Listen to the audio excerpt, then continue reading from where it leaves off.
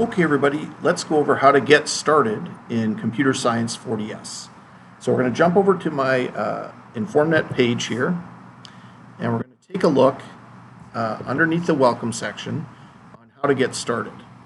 And there's basically two routes that you can follow in getting started. The first and the recommended route is to follow a weekly schedule.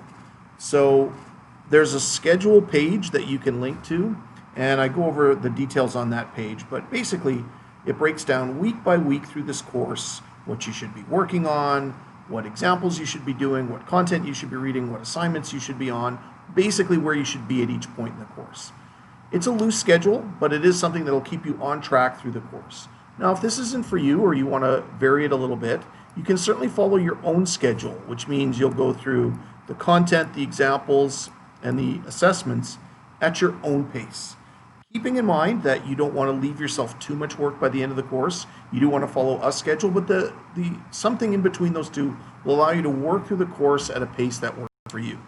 There's also a link to a page called Materials, which has everything, a link to everything for the course. So all assignments, all examples, all content, all in one stop place is the Materials page.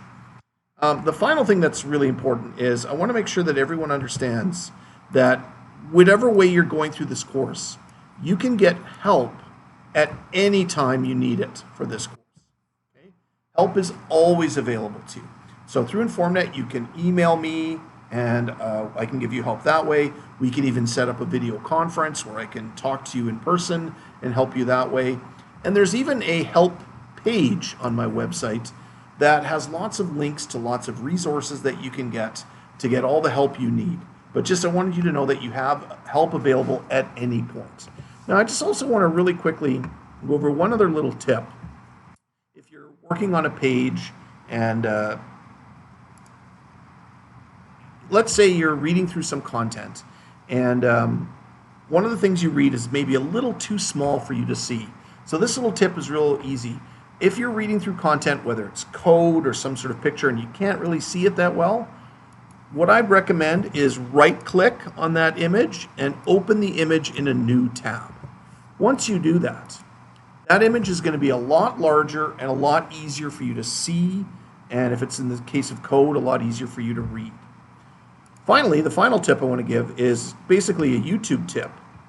On YouTube, there's a little gear icon at the bottom of YouTube that allows you to change some settings, including one called the Playback Speed.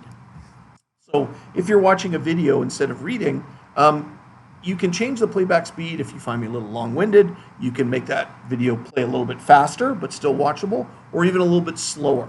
You can also use the controls to slide the slider through the page if you need me to repeat something in the video or you want to skip past something in the video.